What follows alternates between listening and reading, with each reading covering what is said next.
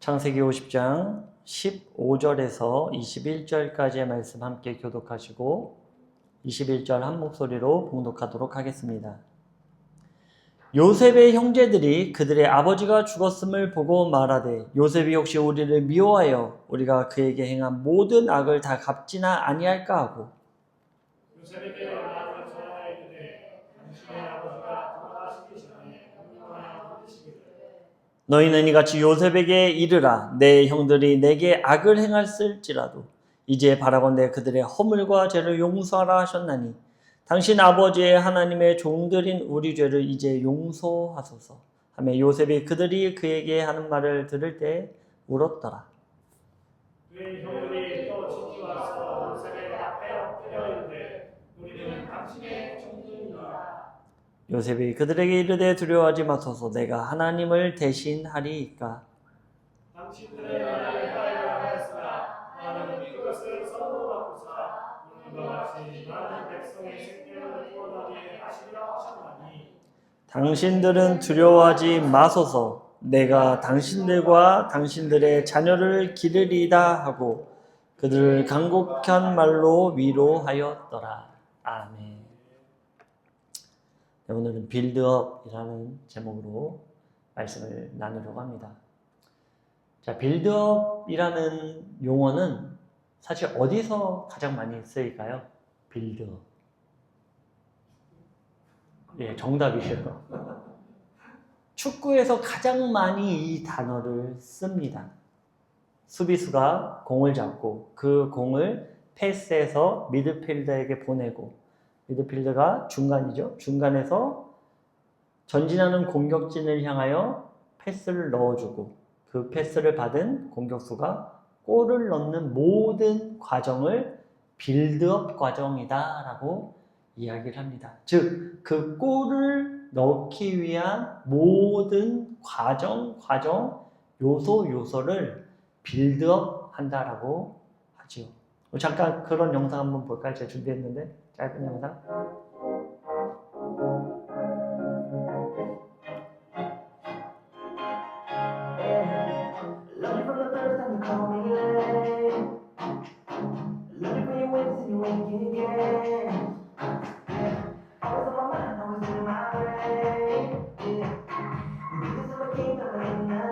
네. 그래서 보통 프리미어 리그 보면 공격수들이 돈을 가장 많이 받을 것 같잖아요. 물론 이제 메이저 공격수는 굉장히 큰 돈을 받죠. 근데 진짜로 평균적으로 돈을 가장 많은, 그 연봉을 가장 많이 받는 그 포지션은 뭘까요? 연봉을 가장 많이 받는 포지션. 수비수예요, 수비수. 센터백. 그들이 굉장히 많은 연봉을 받습니다. 왜냐하면 저들로 시작된 빌드업의 과정이 굉장히 중요하기 때문이에요. 공격수가 공을 넣는다 그래서 혼자 몰고 가는 경우도 혹 있지만, 아주 가끔 있지만, 모든 것은 골을 넣기 위해서는 빌드업의 과정이 반드시 필요하다라는 것입니다. 인생도 마찬가지죠. 하나님은 우리의 인생을 단번에 세워 나가지 않으세요. 눈에 보이지 않는 시간과 실패, 억울함, 기다림, 그리고 회개를 통해 천천히 그러나 아주 정밀하고 세밀하게 우리의 삶을 빌드업해 나가십니다. 성경에는 많은 인물들이 성장의 빌드업의 과정을 거쳐 하나님의 쓰임을 받는 것을 우리는 보게 되죠. 대표적으로 누가 있습니까? 모세가 있을 수 있겠고요. 다니엘도 있을 수 있겠고 또 바울도 거기에 속합니다. 그런데 그 중에서도 요셉의 이야기는 아마도 성경에서 한 인물의 성장의 서사, 즉 하나님께서 쓰시고자 하는 빌드업의 과정이 가장 길었던 사람이 아닌가라는 생각을 해보게 됩니다. 그도 그럴 것이요. 요셉의 탄생은 창세기 30장에 기록되어 있어요. 그리고 그의 서사가 마지막 50장까지를 채우며 창세기를 끝나게 됩니다. 물론 전체적인 맥락이나 모세나 맥락 등은 모세나 바울을 따라갈 수는 없지만 그러나 한 사건의 귀결이 이렇게 긴 빌드업의 과정을 거치는 인물은 아마 요셉이 가장 길 것입니다. 그런 요셉에게 있어 빌드업의 정점, 즉 골을 넣는 시기는 언제였을까요? 그 모든 빌드업에 하나님께서 모든 과정 요소를 세워 나가시고 그 결정적인 골 한 방을 넣는, 결승골을 넣는 그 한 방은 어떤 고백이었을까요? 그것은 바로 본문 19절의 고백입니다. 함께 읽어볼까요? 시작. 요셉이 그들에게 이르되 두려워하지 마소서, 내가 하나님을 대신하리이까. 굉장히 중요한 요셉의 고백이에요. 모든 과정, 모든 요소마다 하나님의 빌드업의 과정이 있었음을 고백하는 간증입니다. 그러나 이 한마디를 하기까지 요셉은 얼마나 많은 과정을 지내야 했을까요? 또 얼마나 많은 하나님의 은혜를 직접 체험하게 되었을까요? 오늘 본문은 창세기 50장 1절에서 14절까지 야곱이 죽고 그를 장사 지내고 난 후의 이야기를 담고 있어요. 형제들은요, 자신들의 구심점이자 보호자였던 야곱의 죽음, 그것을 목도하고 나서요, 두려움에 빠지게 됩니다. 두려워하기 시작했어요. 왜 두려워했을까요? 왜 두려워했을까요? 그렇죠. 자신들의 죄가 다시 한번 떠오른 것입니다. 그동안은 아버지가 있어서 자신들을 보호해줬지만 이제 아버지가 죽고 나니 요셉이 우리를 가만두지 않겠구나. 바로 이전의 기억들이 자신들을 괴롭히고 있었기 때문입니다. 그 기억이 바로 막내 동생 요셉이 17살일 때 그를 질투하고 미워하여 이집트에 팔아버리고 아버지에게는 요셉이 짐승에게 갈갈이 찍혀 죽었나이다 라고 보고했습니다. 바로 이 기억이었어요. 이 사건으로 요셉은 이집트의 총리에 이르기까지 22년간의 억울한 삶을 살 수밖에 없었죠. 아버지는 어떻습니까? 22년간 자신의 가장 사랑하는 아들을 잃어버리고 거의 반 송장의 삶을 살지 않았겠습니까? 매일마다 생각났을 거예요. 아마 저는 그럴 것 같아요. 매일마다 그리워했을 거예요. 매일마다 자신을 자책했을 것입니다. 내가 왜 세겜으로 내 아들을 보냈는가? 그 누구도 자책할 수 없는, 나 자신을 자책할 수밖에 없는 상황에 놓여 있었을 거예요. 형들은 어떻습니까?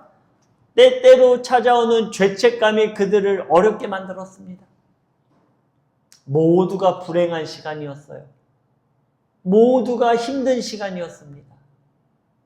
그러나 하나님께서는 이 모든 인생에 세밀하게 간섭하셨으며 이들의 모든 성장 가운데 함께 하셨다는 거예요. 우리야 결과를 아니까는 이렇게 쉽게 얘기하죠. 결과를 모르는 당사자들의 심령은 얼마나 어려웠겠습니까? 오늘은 요셉과 형들 그리고 그 이스라엘이라는 공동체를 하나님께서 어떻게 빌드업해 가셨는지를 이 말씀을 통해 나누어 보고 또 우리 한 사람 한 사람을 빌드업 하시는 그 하나님을 묵상하는 그런 시간을 갖기 원합니다. 첫 번째는요, 요셉의 빌드업의 과정이 필요했다라는 거예요. 창세기 37장 2절입니다. 한 목소리로 봉독해 볼까요? 시작. 야곱의 족보는 이러하니라. 요셉이 17세의 청년으로서 그의 형들과 함께 양을 때 그의 아버지의 아들 비라와 실바의 아들들과 더불어 함께 있었더니 그가 그들의 잘못을 아버지에게 말하더라. 아멘. 창세기 37장은 그 시작은 야곱이 가나안 땅에 거류하는 것으로 시작을 하고 있어요. 그러면서 그의 족보를 설명하는데요. 야곱의 족보를 설명하는데 누가 먼저 등장할까요? 보통 야곱의 족보다 하면 누구부터 시작돼야 됩니까? 첫째 아들 르우벤부터 시작되는 게 맞아요. 그런데 야곱의 족보다라고 하면서 누가 먼저 등장하냐면 2절에 요셉이 등장을 하는 것입니다. 그런데 그 요셉이 17세에 무슨 일을 하고 있었을까요? 자, 그 요셉의 시작으로 이 족보가 시작되는데 요셉이 하는 일을 기록하고 있어요. 성경은. 뭘 하고 있습니까? 요셉은? 뭘 하고 있죠? 형들을 감시하고 정죄하고 있었어요. 정죄하고 있었어요.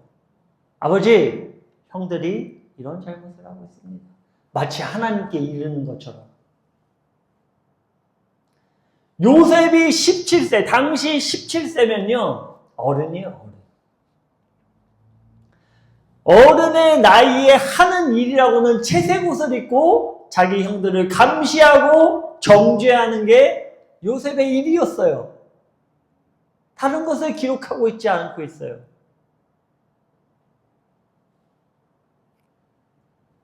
우리 속담에 이런 말이 있죠. 3살 버릇이 80 간다.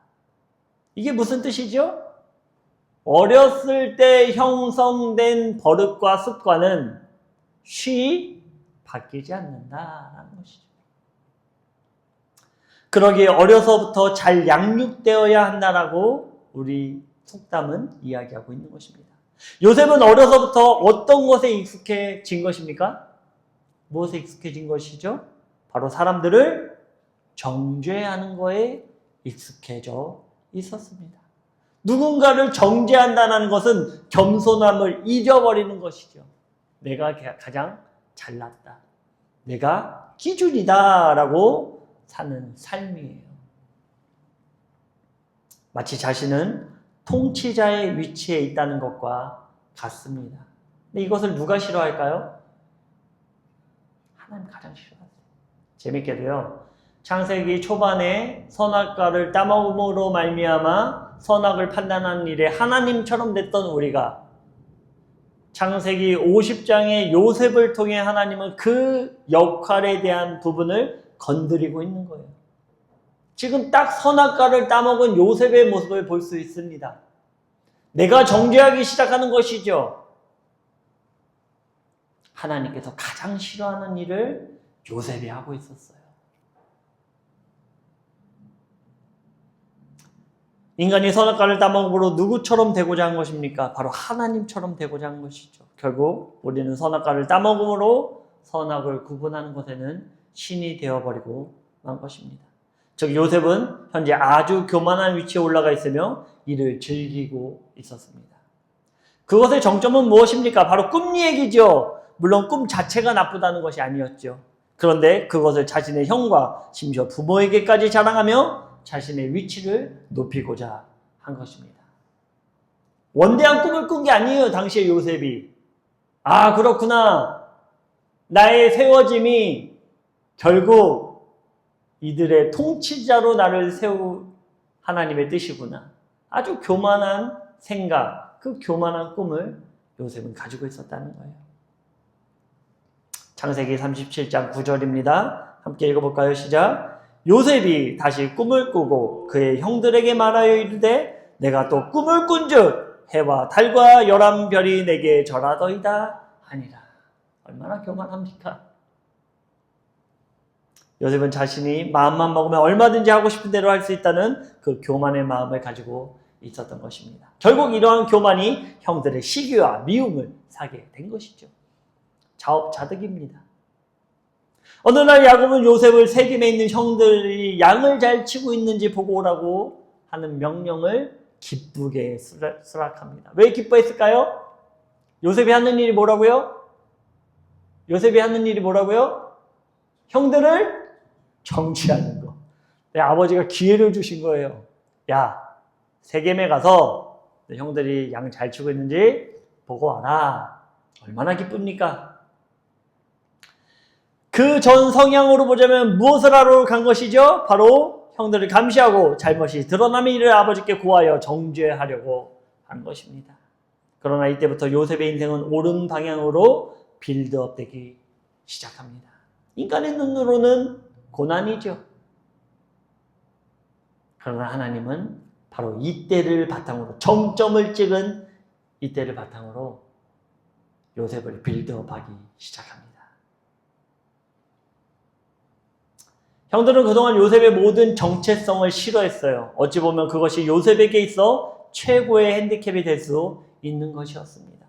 하나님 바로 이 부분을 만지기 시작하신 것이죠. 다른 사람이 다 싫어하는데 자기만 모르는 거예요. 다른 사람들이 다 싫어하는데 나만 모르고 있는 것입니다.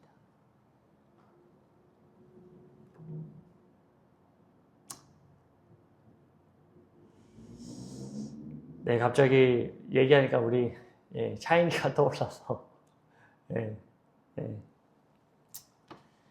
형들은 혼자 오는 요셉을 잡아 옷을 벗기고 마침 애굽으로 가는 노예 상인들에게 요셉을 팔아버립니다. 그리고 아버지에게는 요셉의 그 벗긴 옷을 찢어 피를 묻혀 보여주며 그가 죽었다라고 얘기하죠. 요셉은 이때부터 무엇을 한 것입니까?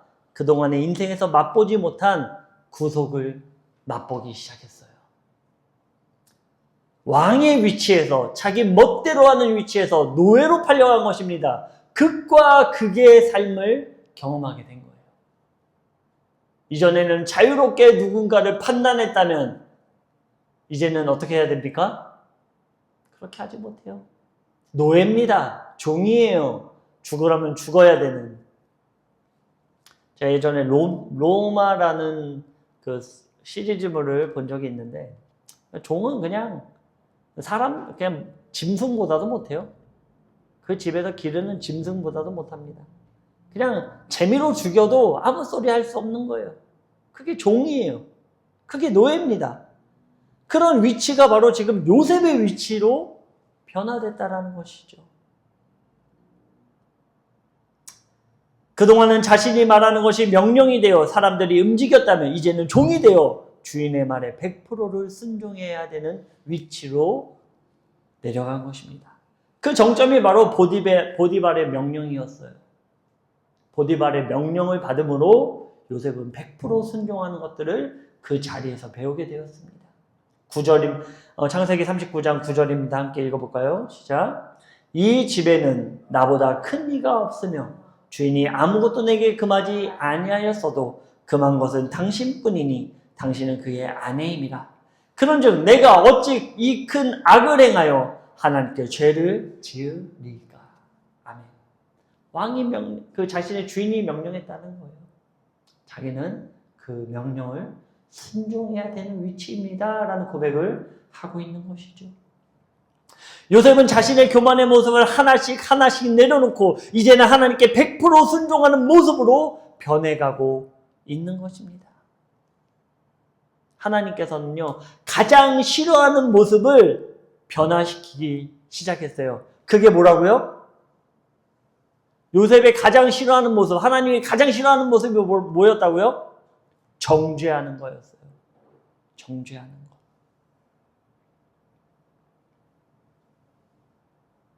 근데 정죄의 자리에서 순종의 자리로 내려간 것입니다.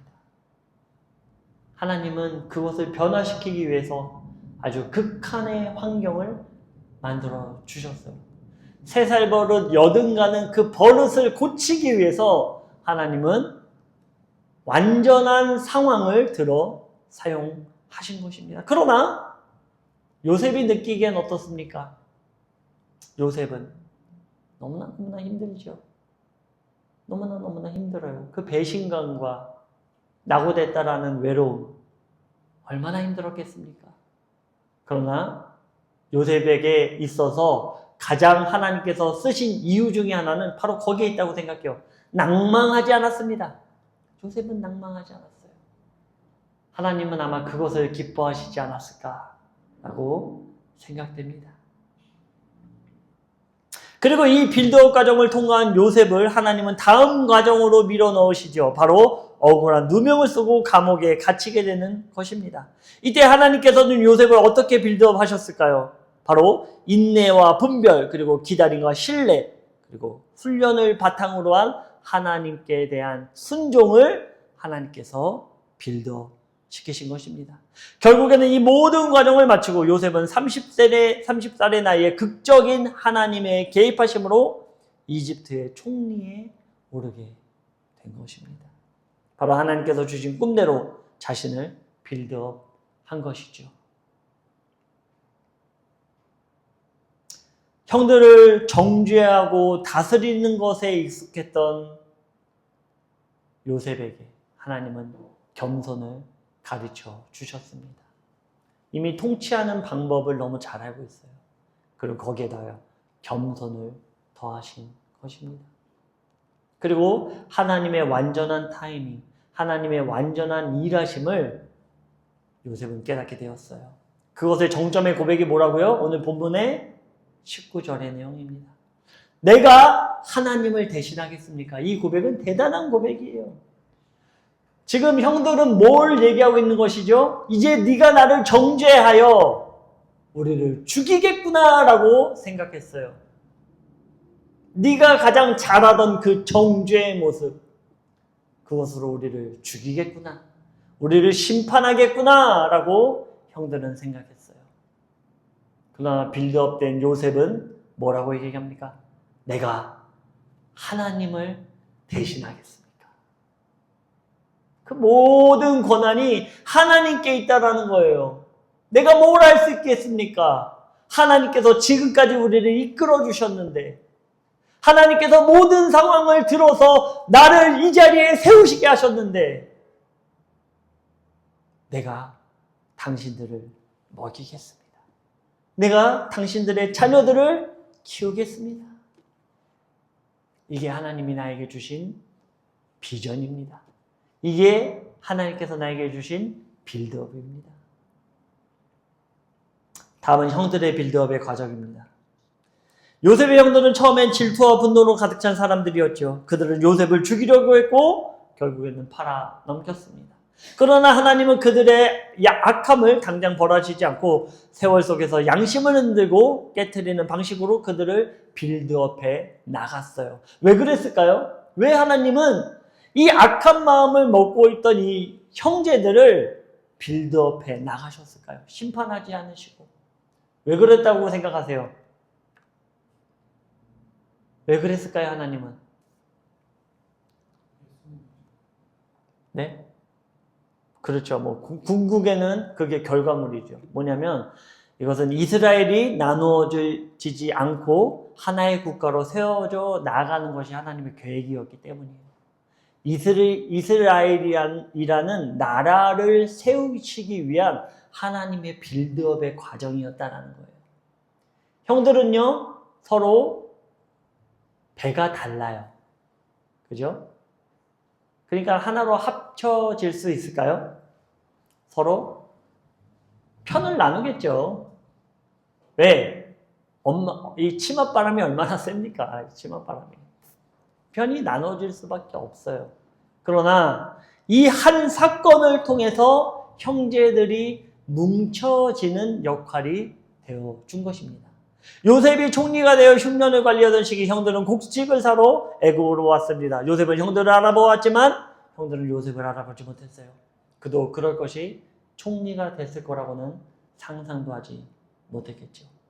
요셉은 그런 형들을 시험하기 시작했습니다. 이는 형들에게 복수하려는 것이 아닌 그들의 내면을 들여다보기 위한 하나님의 계획이었죠.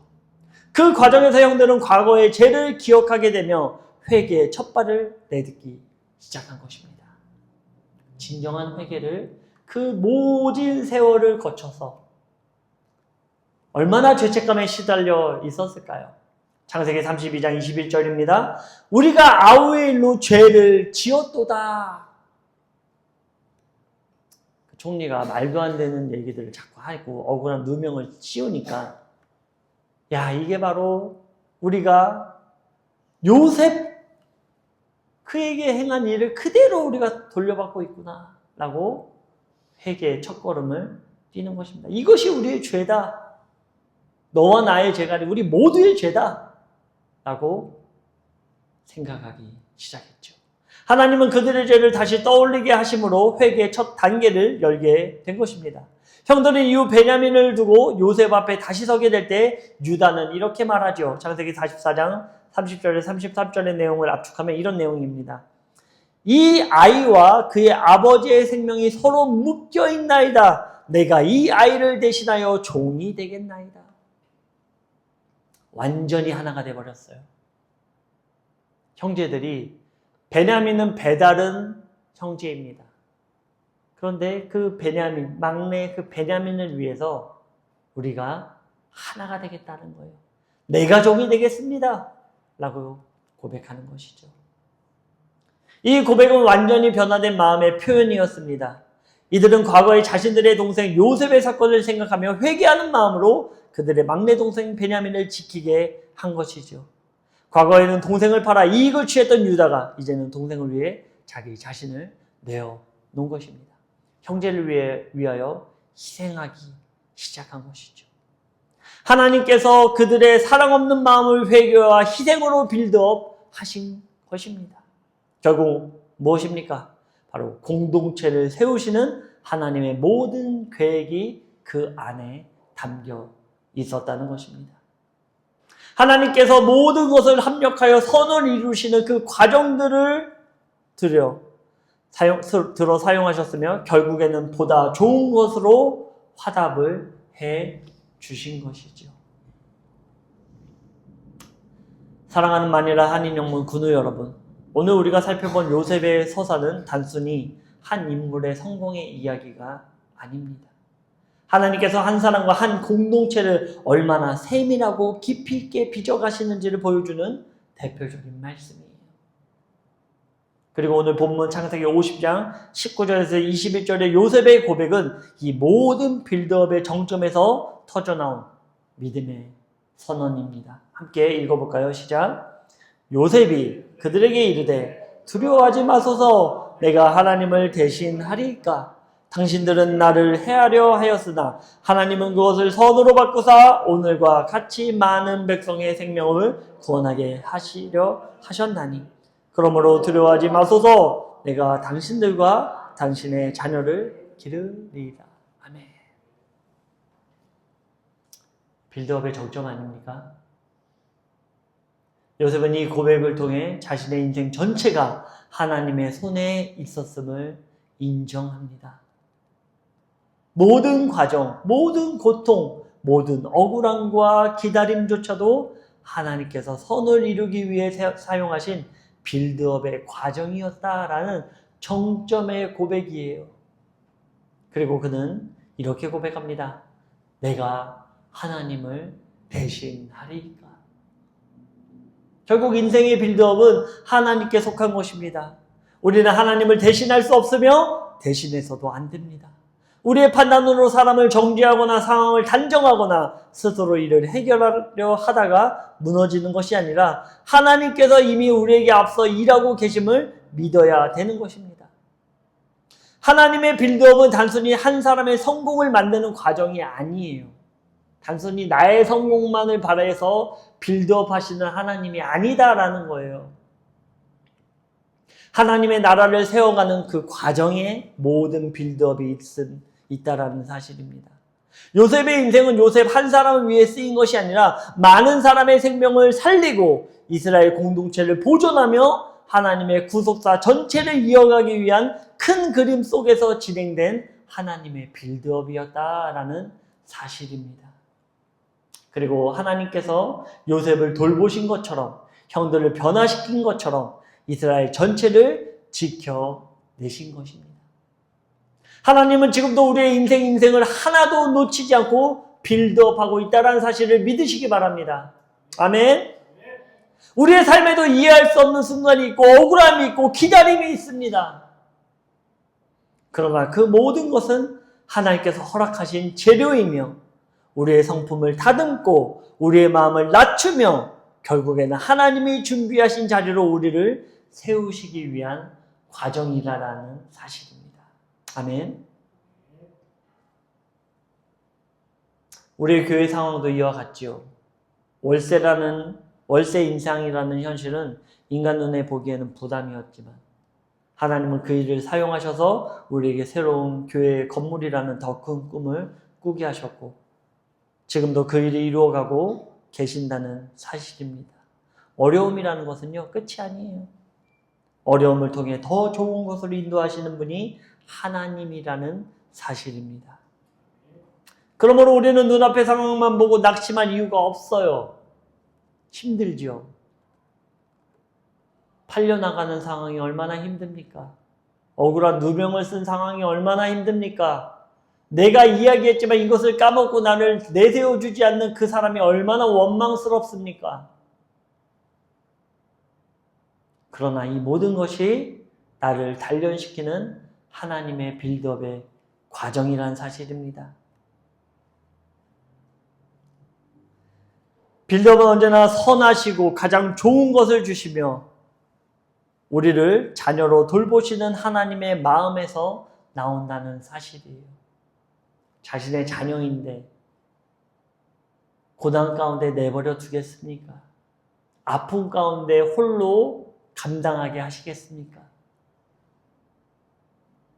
우리는 하나님을 대신할 수 없습니다. 대신 하나님을 신뢰하고 그분께 순종하며 그분의 일하심을 바라보아야 할 것입니다. 하나님께서 이미 우리보다 앞서가 계시며 우리의 인생을 하나님의 나라를 위해 가장 아름다운 작품으로 빚어가고 계신다는 사실입니다. 오늘도 하나님께서 만들어 가시는 그 다음 장을 기대하시기 바라요. 빌드업하는, 나의 인생을 빌드업하고 우리 공동체를 빌드업하고 우리 교회를 빌드업하는 그 모든 과정을 순종하며 신뢰하시기 바랍니다. 기대하시기 바랍니다. 그리고 그분의 선하심을 신뢰하며 믿음으로 한 걸음 한 걸음을 내딛는 저와 우리 구누님들 되시기를 주님의 이름으로 축원드립니다. 예.